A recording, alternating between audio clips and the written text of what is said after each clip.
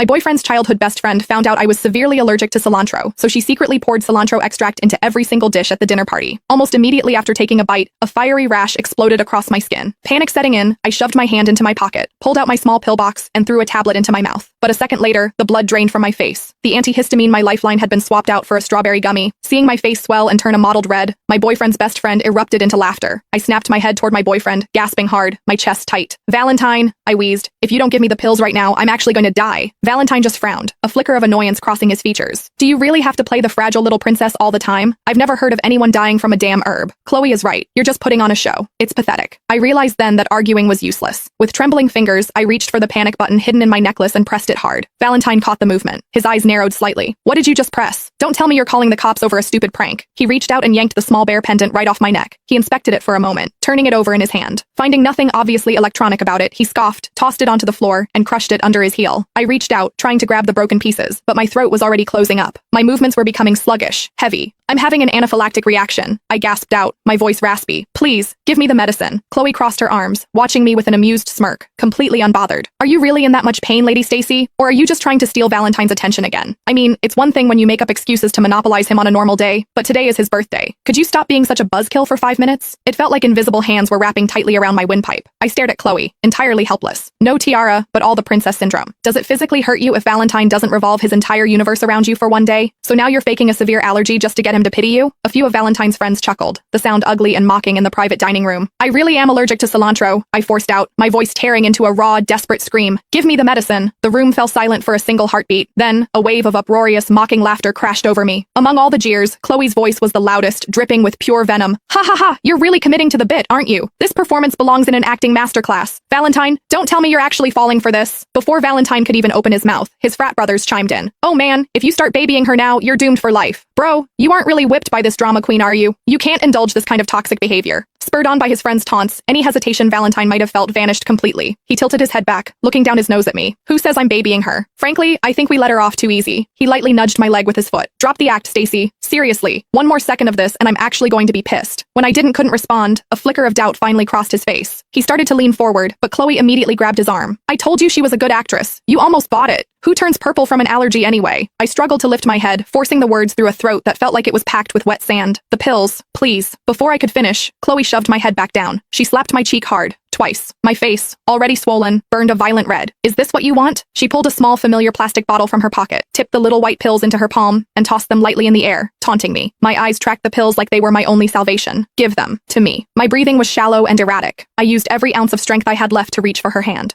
But just as my fingers grazed the plastic,